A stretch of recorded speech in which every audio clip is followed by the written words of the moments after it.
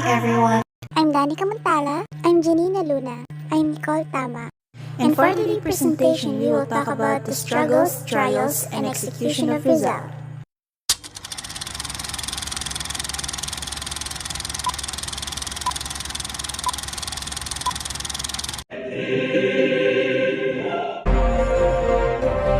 Bunso Madumes!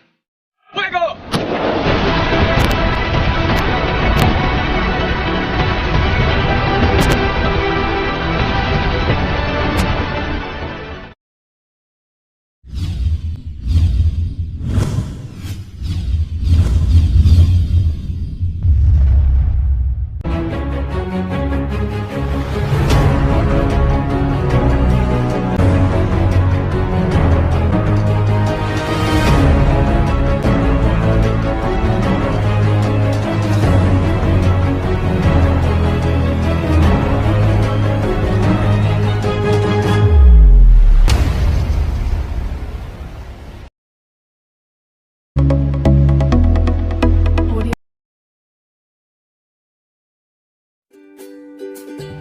Hello everyone.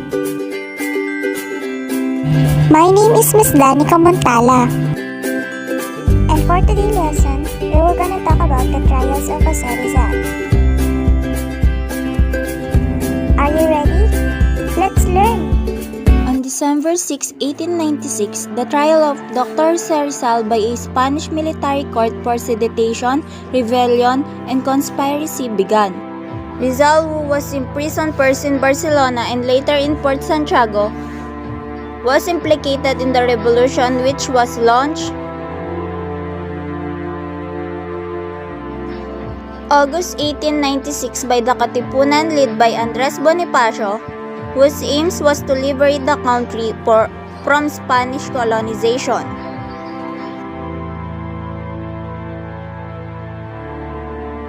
Rizal was supposed to leave for Cuba after he was allowed by Spanish Governor General Ramon Blanco to serve as a military sergeant in Cuba, where there was also a revolution against Spain. Before he left from his exile in the Pitan for Manila and then for Rizal had issued a manifesto disavowing the revolution and declaring that the education of Filipinos and their achievement of a national identity were prerequisite to freedom. Rizal was arrested while en route to Spain, imprisoned in Barcelona, and sent back later to Manila to stand trial. He was also charged with being a traitor to Spain and the mastermind of the revolution. He pleaded his innocence, but he was still convicted on all three charges. He considered Rizal as an enemy because of his two publications of his two great novels. Rizal was executed on December 30, 1896 in Bagong Bayan, Luneta. Oh, hello everyone. I am Janina de Luna. So in this topic, we are talking about the struggles of Dr. Jose Rizal, reform and independence. Let's explore.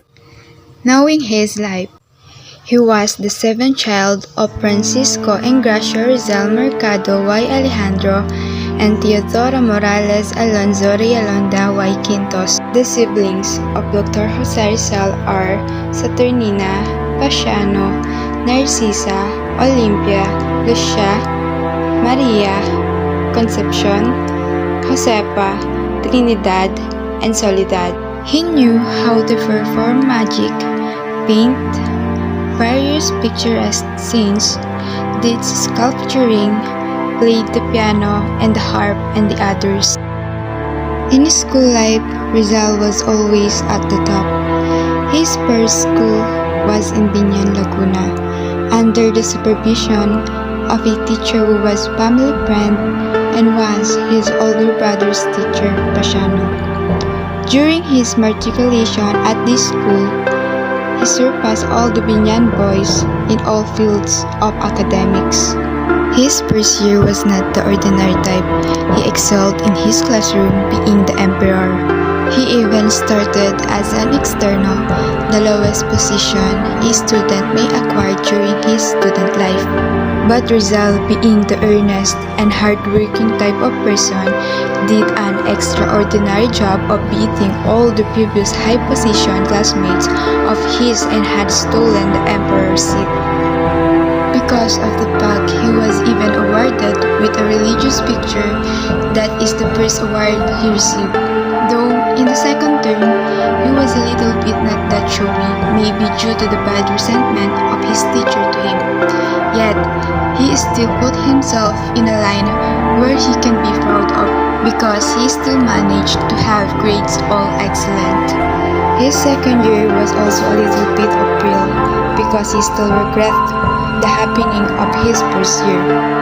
To regain his composure, he did again what he does best, which is studying very hard, and once more, he became the class emperor.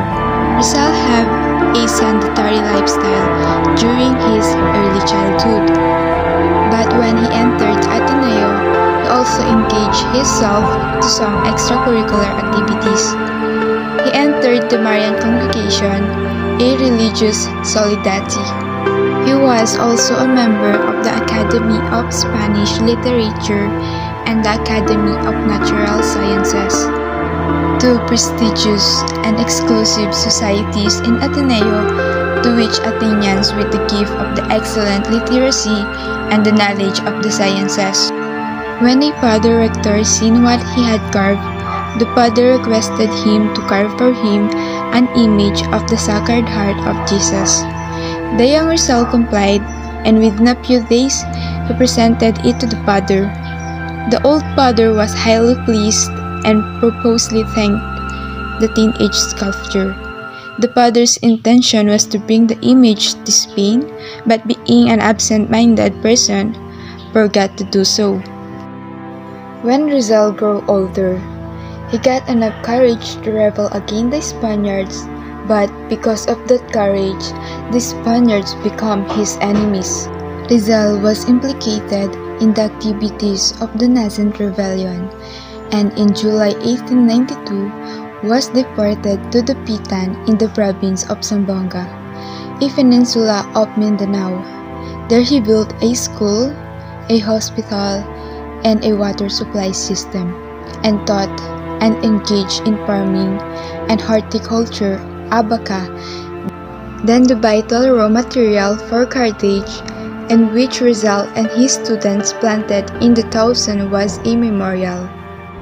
By 1896, the rebellion fermented by the Katipunan had become a full-blown revolution, proving to be a nationwide uprising and leading to the first proclamation of a democratic republic in Asia. That's why we must consider Rizal as our hero, as the greatest hero in our country. It's just a sad story that he was killed.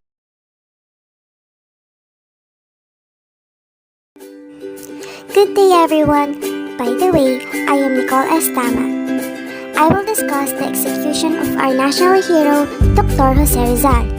In this part, we can talk about the execution of Jose Rizal, and we can determine here the remaining dates and time given to him before Rizal received the death sentence in the place where he was scheduled to be killed. We will know what he did and who were the people he met before he disappeared from the world.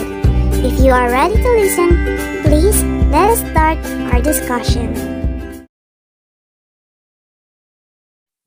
6 a.m. to 7 a.m. Captain Rafael Dominguez reads before Rizal his death sentence. 7 to 8 a.m. Rizal is transferred to his death cell in Fort Santiago. Father Sidera talks briefly with Rizal. Father Visa presents statue of the Sacred Heart of Jesus and Medal of Mary, and Rizal rejects the letter, saying, "I am little of a Marian father." Rizal persisted in his errors contrary to the Catholic faith. However, at the last hour, Rizal abjured in writing his religious errors. In other words, Rizal, a Mason, was said to have recanted his statement against the Church and to have returned to the Catholic faith. Rizal shared his milk and coffee with Father Rizal. Lieutenant Andrade and Chief of Artillery comes to visit Rizal, who thanks each of them. Rizal scribbles a note inviting his family to visit him. Senior Mataix, defying stringent regulation, enters father's death cell and interviews Rizal in the presence of Father Rizal. Later, Governor Luenco drops in to join the conversation. 10 a.m. to 12 noon, Father Fora persuades Rizal to put down his run course and order to marry Josephine canonically. A heated discussion on religion occurs between them on the hearing of Father Rizal. Rizal talks on various topics in a long conversation with Father Villaclara, who will later conclude that Rizal is either the Protestant or rationalist, who speaks in a very cold and calculated manner, with a mixture of strange pity. No debate or discussion on religion is recorded to have taken place between the fathers mentioned and Rizal. 12 noon to 3 p.m. Rizal reads Bible and Imitation of Christ by Kempis, then meditates. Father Balaguer reports to the Archbishop that only a little hope remains that Rizal is going to retract, for Rizal was heard saying that he is going to appear tranquilly before God. Rizal confers with Father March and Father Villaclara. 3 o'clock to 4 p.m. Rizal reads verses which he had underlined in Eager's German Reader, a book which he is going to hand over to his sister to be sent to Dr. Blumentritt through Father Stahl. He writes several letters. With his last dedication, then he rests for a short. 4 to 5:30 p.m. Captain Dominguez is moved with compassion at the sight of Rizal's kneeling before his mother and asking pardon. Father Rizal hears Rizal farewell to his sister and his address to those parents, eulogizing the cleverness of his nephew. The other sister come in one by one after the other, and to each Rizal's gift promises to give a book, an alcohol burner, his pair of shoes, an instruction, something to remember. 5:30 to 6 p.m. The Dean of the Cathedral, admitted on account of his dignity, comes to exchange views with Rizal. Father Rizal hears an order given to certain gentlemen and 2 friars to leave the chapel at once. Father Balaguer leaves Fort Santiago. 6 to 7 p.m. Father Rizal leaves Fort Santiago and sees Josephine Bracken. Rizal calls for Josephine and they speak to each for the last time. 7 o'clock to 8 p.m. Father Fora returns to console Rizal and persuades him once more to trust him and the other professor at the Ateneo. Rizal is emotion-filled and after remaining some moments in silence, confesses to Father Fora.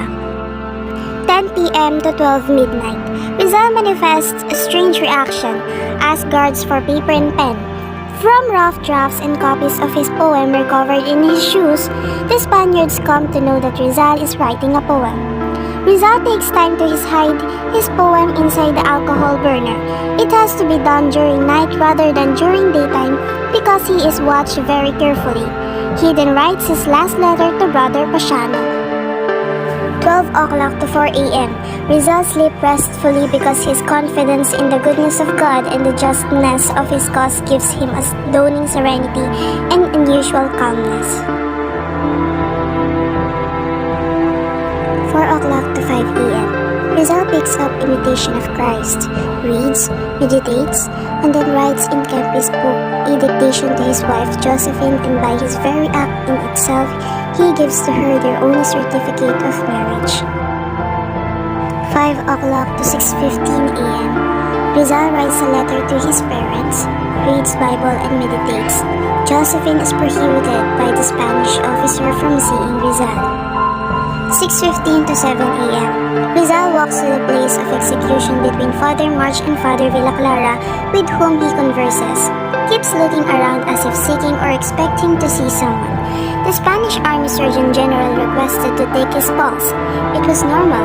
Dr. Felipe Ruiz Castillo, who took Rizal vital signs and pulse rate before the execution, was amazed to find that the national hero was calm and unafraid. Squad of Filipino soldier of the Spanish Army were the executioner, but a backup force of regular Spanish Army troops stood ready to shoot the executioners should they fail to obey orders. Holding a rosary in his right hand, Rizal was tied at the elbows as his group walked behind 4 advance guards armed with bayonets. 7 o'clock to 7:30 a.m. Sounds of gun. Rizal vacillates, turns halfway around, falls down backwards and lies on the ground facing the sun. His last word, said in a loud voice, "It is finished." Silence. Shouts of vivas for Spain. Viva España! Muerte a los traidores! Jose Rizal was secretly buried in Paco Cemetery in Manila with no identification on his grave. His sister Narcisa toured all possible grave sites and found freshly turned earth at the cemetery with guards posted at the gate. Assuming this could be the most likely spot, there never having any grounds, burials, she made a gift to the caretaker to mark the site RPJ, Rizal initial in reverse. Exhumation of his remains in August 1898 under American rule revealed he had been uncoffined. His burial not on sanctified ground granted to confess faithful, and whatever was in his shoes had disintegrated, and now he is buried in Rizal Monument in Manila. The writings of Dr. Jose Rizal awakened the Filipino nationalism. Most of his writings, both in his essays and editorials, centered on individual rights and freedom, specifically for the Filipino people. In both novels, Rizal harshly criticized the Spanish colonial rule in the country and exposed the ills of Philippine society at the time.